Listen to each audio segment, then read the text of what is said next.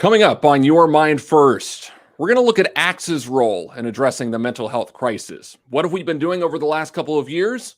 And what are we doing moving forward? Plus, a conversation with Executive Director Edgar Zazueta. You will not want to miss that. A brand new episode of Your Mind First starts now.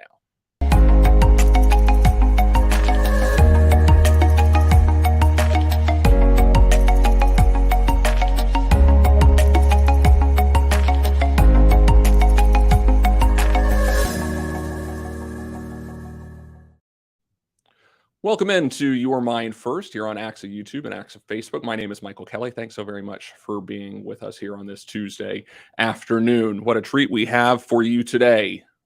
We're going to look at really what is our association doing moving forward to address mental health. We've talked about it over the course of the last 5 weeks, looking at the stories and the resources around this mental health crisis, both for students and for educators. Some really fascinating and raw and honest conversations that we would invite you to go back and watch the previous episodes if you haven't done so already, including just a wonderful, wonderful 30-minute session with the first partner of California, Jennifer Siebel-Newsom. But today we're going to look at our association. We're going to kind of go inward, if you will, talking about the work that ACSA has done behind the scenes, maybe the stuff that you didn't know, and then also why this is merely the beginning of the work that is to come for the Association of California School Administrators. I will be honest, I had no clue just how much the Member Services Department was doing to help address this mental health crisis. And so let's bring in two of our great wonderful people from our Member Services Department, John Allman and Joanne Godfrey. Good to be with both of you. Good to be with you as well. Joanne, I want to start with you. I think people have a general idea of what the Member Services Department does on a day-to-day basis. And yet, look, even as I said, I was surprised to learn just how much the department has done, especially over the last couple of years when it comes to mental health. So just let's go broad here. How much, let me phrase it this way. How would you best describe the work that the work that the Member Services Department does and how you best support our 17,000 members? Well, I think many members think that we focus just on legal issues. But most of our callers are really looking for guidance on how to best handle a situation or how to work with leaders that have different leadership styles. And so they call us for that professional advice, for that outside perspective. It is not just legal work that we're doing. It's really a professional colleague, a professional friend that wants the best for you. And it's confidential support. We want to give our members that outside perspective to not only help them now in their current job, but really protect and support their future goals and their future districts that they'll be working for. John, you've been a member advocate for the last 10 years, and you and I have had many conversations over the last couple of weeks about your role and just how much it has changed as a result of this COVID-19 pandemic. The nature of those calls that you're getting from members, how would you describe them, John? Well, basically, first description would be when you first speak with members, we're noticing, and especially over the last 2.5 years, that the stress level that they're under, you can just sense that it's grown. As far as the types of calls we're getting, we still get calls across the board from everything from due process rights to CTC issues, et cetera. But we have seen an increase in calls that deal with parent or community complaints against administrators, which often lead to what we would call crisis assistance and media issues. I have 3 such current members who are going through that right now, especially with the media. And Joanne is absolutely correct. You know, they're looking for advice on how best to deal with these types of situations. You know, we can all tell, you alluded to the fact that COVID-19 has changed a lot. And what we have noticed tremendously in our conversations with members is that many of members have basically lost having balance in their life. And what do I mean by balance? Well, I think, in any role that you play, and then, you've got to be there's a balance. You need to have a balance between achievement and enjoyment. Sure.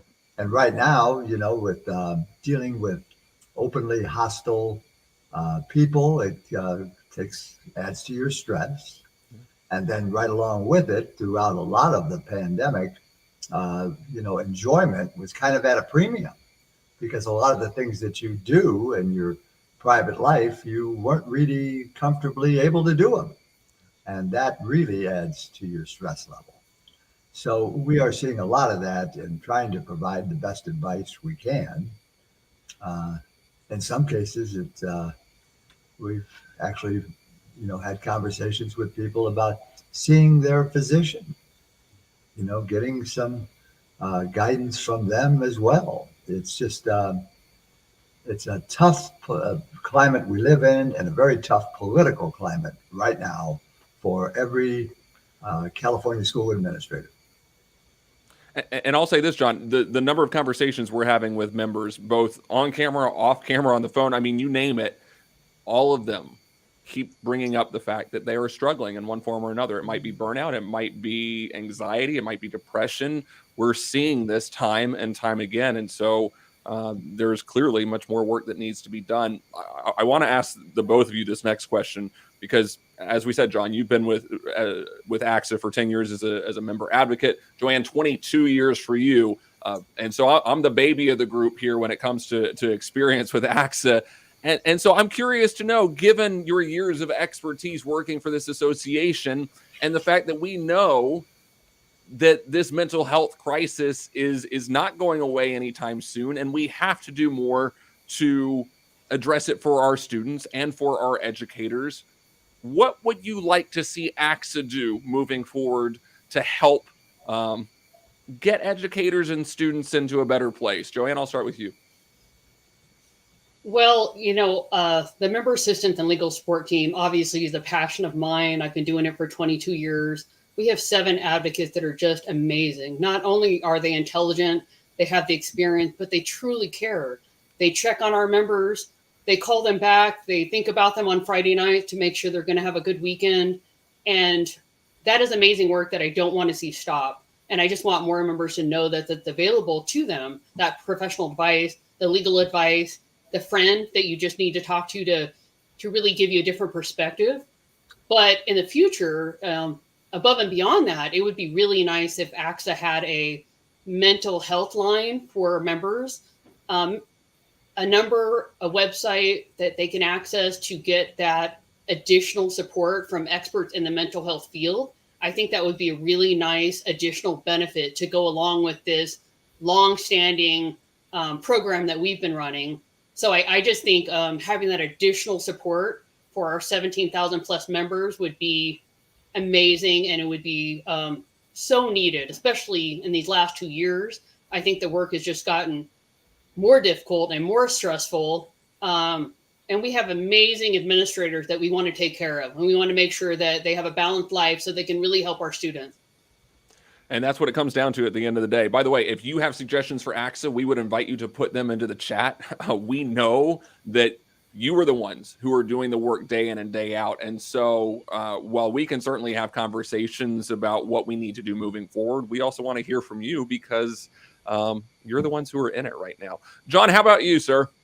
Well, I just basically believe that, in this case, Edgar is probably going to have to take the lead on the issue. And we're probably going to have to form some sort of a task force to take a look at options as to how we can provide additional services for ACSA, both, making this just trying to improve mental health for members. So I think we need to really look at options here and come together as a group and then set a course and a plan of action. There you go. A lot of good ideas flowing about, and nice for us that we get to talk to Edgar in a couple of minutes about his plans for the association moving forward regarding mental health. Joanne, for people who are needing support from ACSA's Member Services Department, can you tell the good folks who are watching where they can go to find more information? Well, I think the easiest way to reach us and the fastest way to reach us is by going to our website at acsa.org/legal support. We have a quick online form that you can fill out. You can do it on your phone. You can do it, on your lunch break. And then I get an immediate email with all the details that I need to have an advocate get in contact with you. So we really recommend going to our website. We have that paper trail. We can get you help within an hour or two. And I can follow up with you if there's any questions or concerns. We really love the fact that we have technology helping us help you faster. You can text any time of the day or night, go on the website and fill out that form. And we feel really good about getting the service as fast as possible. And as you saw, we just put the link up on the screen, acsa.org/legal support. The Member Services Department, I cannot stress this enough. They are doing incredible work day in and day out, and we are so appreciative to them. Joanne Godfrey, John Allman from the Member Services Department, thanks so much for spending a couple minutes with us. Thanks very much for having us. Thank you. All right, let's move on. You've heard from Joanne, you've heard from John, you've heard from me over the last couple of weeks, but the man you really want to hear from is the executive director of the Association of California School Administrators, and that would be this man, Dr. Edgar Zazueta. If you watch the ACSA legislative lunch break on Wednesdays, then you see this man quite often, and we would encourage you to do so on Wednesdays at 1 o'clock, including a great episode that we will preview a little bit later coming up. Edgar joins us now here on Your Mind First. Edgar, this is a pleasure. I'm looking forward to this. Yeah, this is a little different for me, right? But I actually we were just talking about this before we jumped on, getting to, I appreciate it. I think it was the first time I've ever got to sit kind of backstage and listen. I resisted the urge to throw in things in the chat there, right? Give suggestions, but no, this is great. I first of all, Michael, I have to tell you, huge congratulations and thank you. I think gratitude is the appropriate piece where a lot of this effort here, the last 5 weeks, this whole program was, and I know there's a whole team behind you, right? And we're always conscious of this, that when we get in front of camera, it's easy to just give the praise of folks. And you had a great team. You were actually a unifier within our organization of helping bring folks together. I know there's a number of other leaders in our shops, right? Kaminsky, who I know had been doing a lot of this work on a number of fronts, but really thinking about, hey, we hear you talking about this. We hear our members talking about it. I know you came to me, hey, can we brainstorm about what can we do? Maybe we give this a little bit more of attention. So just thank you for your efforts. A+ work as usual. And I think the biggest takeaway, and I know we're going to get into this, that this is the start, not the end, right? This is the beginning. That this was that none of us purport that, hey, okay, we did a multi-week session and that we've solved the problem. I think that what this, if anything else, is a reminder that we have a lot of work in front of us. And then I can, just since you gave me the mic, I'm just going to brag. This is my favorite part of the new job, getting to brag about our team. And Joanne and John talk about service to our members. It's interesting because I've gotten to represent the organization now in a number of different capacities, right? Before I was obviously very GR centric, thinking about it from the advocacy end. We hear the feedback from our members, why that's important. You hear us talking about that the place where we touch a lot of our members is our professional development and our ed services. One can make an argument, though, that the most valuable resource or benefit that our folks get from ACSA, and it's funny because you guys all touched on it, and I think Joanne and John actually said this, the feedback we get, sometimes people don't know that this is the most important benefit until they have to use it. Right. Unfortunately, whether it be the legal support or, as the team was talking about, instances where they just need a connection, they need a colleague, they need somebody who's sat in those shoes. I hear that over and over again. I was just actually on the phone with one of our members who never thought they would need this support, but they need us to put them in contact with one of our advocates. So just, again, we can't say enough about that team, that this is a benefit that folks get with their ACSA membership. And many times folks never use it because they say, hey, I'm good. But it's that day when they need somebody there, our folks are right on it and fill that void when sometimes they feel like they're alone in difficult times. And look, Edgar, you and I have talked about this so many times, but to see the switch from the member advocates, right, to go from let me get you in contact with somebody to playing the role of counselor in some instances, right, where members are struggling and they need somebody to talk to say, like, it's going to be okay at the end of the day. And also in the bigger scheme of things, it's okay to not be okay. We are in the middle of a global pandemic that has impacted everyone in one form or another. And so it's very kind of you to say, you and I have spoken off camera about my struggles with anxiety over the course of the last year after no history of this. And that's just, look, it's a result of the pandemic. It's a result of so many things. And I know I'm not alone. We've had conversations with members at conferences. And so it's personal for me, as I'm sure it's personal for so many of you. Look, you took over this job back on June 1st, so about 3 months in now as executive It's only been director. 3 months? Only 3 months. I'm sure it feels like 3 years with the amount of travel miles that you've picked up, man. But you made it clear from day one that mental health was a priority for you when it came to the future work of this association. Simple question, why? Yeah, no, I appreciate that. And I think this goes in this issue like so many others. I was completely humbled that our leadership and our membership gave me the opportunity to sit in this chair, to fill this role. And I think with all the things I've approached, I don't pretend to have all the answers, right? It's our folks who are sitting in the hot seat. It's the folks who are actually doing the service who really have the perspectives. What I do take some pride in, though, is even, and I give a lot of credit to our former executive director, Wes Smith, and others who have given me the opportunity, our leadership, who frankly always gave me the chance, even in my old capacity, to go out there. And I was telling this to a group the other day. We so often get asked to go to a region, to go to a district to talk, right? Hey, come give us an update. Come tell us about XYZ. You know what's the most valuable thing through all those exercises? Is not us going to talk. It's actually when we shut up and we listen.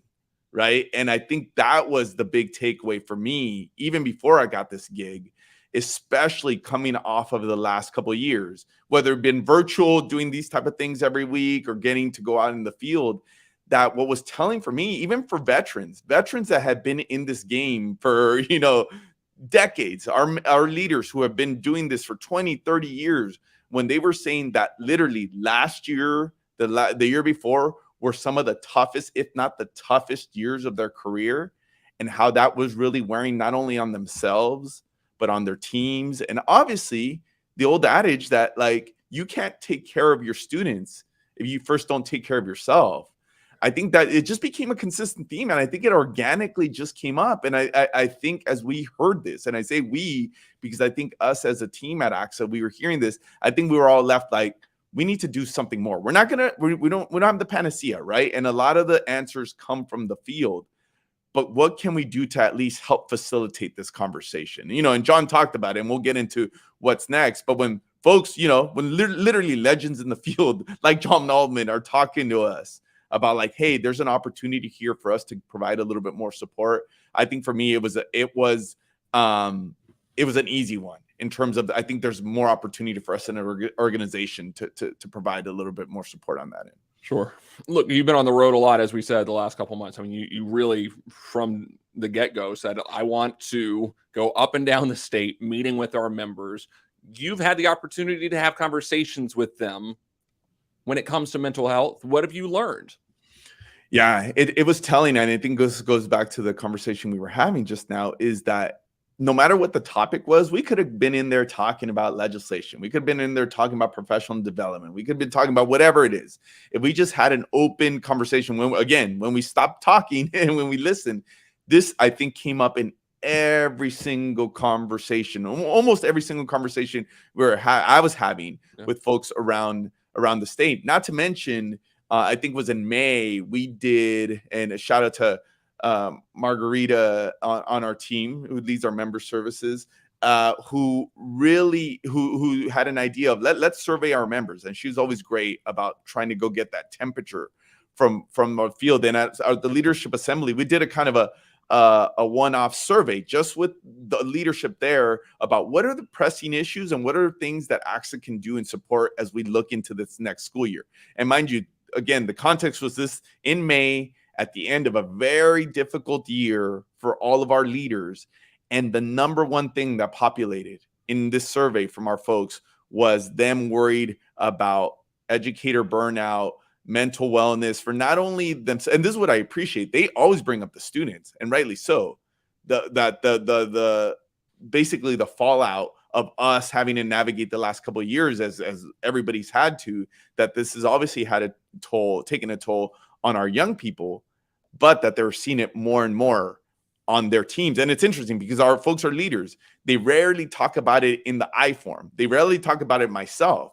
It's always them looking out for their teachers, for their students. And I think this is where we came in. We're like, hey, I think we need to be doing something more for those folks that are really put in charge to take care of their respective teams. We have talked a lot about the fact that this is just a jumping off point for this work that we plan to do around mental health. And somebody was asking me off camera, is this the final episode of the series? And I was like, no, it's the final episode for now. But when we see a guest come up or somebody who we feel would be important to bring into a conversation around mental health, we're going to continue to do these moving forward. So this is not the end by any stretch. That said, though, Edgar, I wonder if you have any reflections on the first 4 episodes of Your Mind First, and maybe what you learned and what you were surprised to find out about some of the conversations that we've had. Yeah, I mean, I think a couple things stick out. One, I mean, and yes, we're going to tout it because I think it was a big piece. Again, a lot of credit to you and your efforts, but being able to get the first partner. And aside from the name, obviously, anytime you get the first partner to talk about anything, that's a big deal.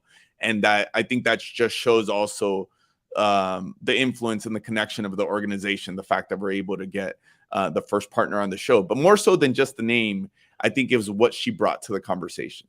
I think what really stuck out to me, and I think was one of the highlights of the whole series, is the vulnerability that she expressed.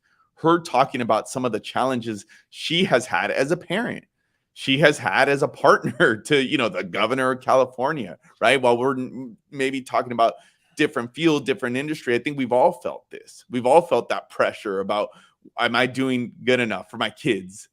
Am I doing what I need to do for my partner, for my family? And I think that vulnerability that she expressed during the show was something that was telling. And also, after the first partner here, she's talking about some of the efforts in coordination with the administration.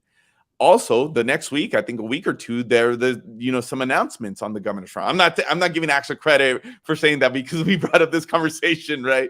But I think it goes to show that connection that was being made there, that the governor made some announcements about how can we as a system really connect the dots better. I think one of the things that we learned during the pandemic was some of the struggles that it's really easy when we're talking about government or bureaucracies or infrastructures, about silos. We all talk about silos in all of our respective educational contexts. Well, I think one of the things that the state has at least acknowledged is, as a result of the pandemic, public health and our education system, they were always there and there was always some connection, but that there was probably room for more collaboration there. And I think that was one of the messages that the governor brought forth in the announcement after the first partner's attendance on this show. And then 2, the big takeaway, which is always for me, the big learning, is hearing our members, hearing it in their first person, right? Countless, from the first episode to you had our president and Bach, and then talking about those challenges on their end. You fast forward to the panel that you had with some of the site administrators, superintendents. And even while they were expressing this enthusiasm to be coming off of the summer, to be refreshed and be really eager to come back from probably, if there was ever a summer where our folks needed a break, it was this one.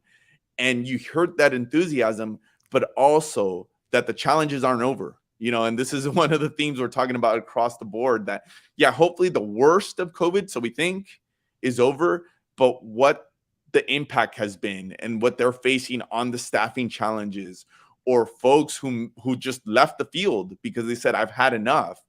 I think that that was really a reminder that, to your point initially, that this is the beginning, that we have a lot more work to do. And this is not about just highlighting a problem, but how are we going to provide some sustained assistance to our folks moving forward. I think just hearing it in the first person from our members, and I always love, whether it be on this show, on the lunch break, when folks throw something out, it's almost like an impromptu counseling session for themselves, right? They're just commiserating that they're not by themselves, that other folks are also facing some of the same issues. I think is always important. And I think, look, the goal of this series is to have more of these conversations, right? Because people are afraid of the stigma. And it almost sounds cliche in a sense, but the reality is the reality. And that's that people are worried about the ramifications of speaking up and saying, like, hey, I'm struggling right now. They're worried about what will the board members think, or what will the parents of my students think. And I hate that more than anything in the world. And we have to do more moving forward. Lucy Gonzalez says, glad to hear there will be more of these sessions focusing on our mental wellness. Trust me, Lucy, this is merely the beginning. Look, I think the big question that everybody wants to know, Edgar, is what is ACSA planning to do next? Because it's easy to just go, hey, this is a resource for our members. But more than that, how do we make mental health and mental wellness part of the very fabric of who we are as an association? Yeah, no, I think to just touch on the point you just made, I think what it makes it even, there's stigma around mental health. And I think you did a nice job of describing that across industries, no matter where, especially as the higher you get as a leader, it's almost like you're supposed to be the strong one. You're supposed to be the person who has all the answers. And I think about our members. I mean, one could argue there's a lot of our members who, in a number of different job alikes, who have very difficult jobs. One could make a pretty strong argument that the role of a site administrator or a school principal over the last couple of years may have been the most difficult job in the whole system, right? With everything that was thrown at our folks. And so when you're supposed to be the person who's supposed to take care of others, what space do you have to express that? Look, I may not be doing that great. So to your question, Michael, I think there's a lot of ideas there in terms of what we can do. We heard Joanne talk about a potential hotline. I know that's something has been brought up, or at least having some access point for our folks. I love John's idea in terms of, hey, maybe this is just about bringing our folks together. We never underestimate the power of just asking our folks what they need, right? And I know that's something that we're trying to be intentional about those that are in the trenches. Here, we have some resources that are disposable, but you let us know how we can be the most helpful. I think in short, we have a number of webinars. We have a number from and I think we have a slide there that we were going to highlight. As you could see, just these are here in the upcoming future from some lunchtime webinars that we're going to put together, some pieces that really thinking about the brain science, this whole piece about self-care. I know the idea that has come up a number of times is just creating avenues for our members to talk to our members in a safe space, right? Not that ACSA, not that the statewide ACSA is supposed to have all the answers, but that we're facilitating some environments for that connection. I think those are the general themes. And then obviously, because this is part of the work that we do, is breaking down those silos, those barriers. If there's hurdles to being able to access some of those resources from the state or money resources, making those connections, I think that's going to be a huge emphasis for us. So again, and you called on our folks to do that. Please keep us accountable. Send us your suggestions. If there's something that we're not offering, we love the ideas. I make this joke, especially as I've been early here in my tenure. We're still definitely in the idea phase, and it's good, and there's a flip side of that. When you ask people for their ideas, for their perspectives, people say, hey, what happened to the thing I threw out there, right? But I think this is what we're trying to assess. ACSA has historically done a lot of great things, and I think we want to continue to do that. With that said, we're trying to be innovative. Is there things that this organization can provide that maybe we haven't done, or we can highlight, elevate, strengthen? But I think the theme is that you will definitely see more time, energy on this whole notion of social emotional wellness for all of our folks. We're going to put that upcoming webinar graphic up on the screen again. All of them, 12 to 1. You can visit onlinelearning.acsa.org. You've got a QR code there if you want to learn more information. First one actually just went on from noon to 1 today. So jump on in, sign up. The Educational Services Department doing great work over there. Edgar, I want to close with this, and we've talked about it throughout, but for the members who are struggling right now, what do you want them to know? Yeah, I think it's funny because I think about this conversation that I had with just a member earlier today, and it was us basically just connecting them to our services. And oftentimes they feel like they're the only one, right? And I think having somebody like John Allman come in and not only tell them, hey, look, no, you're not alone. We actually see this, and it's not the end of the world. I know oftentimes we have members who run into an issue, whether it be on social emotional awareness or they're having some issues in terms of dealing with their board, and they think like, what's going to happen to me if I even highlight that I'm having some of these issues? What is this going to do to my prospects, whether it be in this job or a future job? But I think just the folks who have been in the trenches telling you like, look, we see this every day, and you're not alone, and this is not the end of the road. There's going to be a tomorrow, and let's get past this, and we'll put you on a path for future opportunities. I think that's the most important piece of like that. It might seem like they're by themselves at the moment, but being able to connect them to other folks who have at least been through this or can help them navigate it, I think is the biggest lesson for me. The Dr. Edgar Zazueta, Executive Director of the Association of California School Administrators. By the way, he's on tomorrow for the ACSA Legislative Lunch Break with Naj Ali-Khan. Their guest, as we continue to move forward and talk about mental health, they're going to be visiting with Dr. Loretto Whitson, the Executive Director from the California Association of School Counselors. You will not want to miss that conversation. 1 o'clock tomorrow on ACSA Facebook and ACSA YouTube. Edgar, thanks so much for this. Thoroughly enjoyed it. Thanks again, Michael. Well, hopefully we'll see everybody here tomorrow and more to come on this end. Amen to that. That's the Executive Director of ACSA, Edgar Zazueta. And as he said, there is more to come. We can tell you right now that the upcoming issue of Leadership Magazine for November and December will focus entirely on mental health and mental wellness. And so, again, it is this long-term commitment from ACSA moving forward. Our governmental relations team, our lobbyists are working on bills right now that puts more of a priority and more of a focus on mental health. You saw the governor announcing a couple weeks ago, $4.7 billion devoted to supporting mental health for kids under the age of 25. All of these things are good steps in the right direction to address a crisis that needs to be addressed in the biggest of ways. And you have our commitment from the Association of California School Administrators that moving forward, we will continue to stay in this fight because there is more work to be done. We hope you've enjoyed watching today. We hope you've enjoyed watching over the course of the last 5 weeks. Again, as we said earlier, this is not the end of the series. As more things develop and as we see guests come on who might have something to say that you might find worthwhile, we'll bring them onto your mind first. So again, this is not goodbye. This is see you later because there will be more episodes in the months ahead. For everyone who has been a part of this production, my name is Michael Kelly. Thanks so much for watching, and we'll see you next time.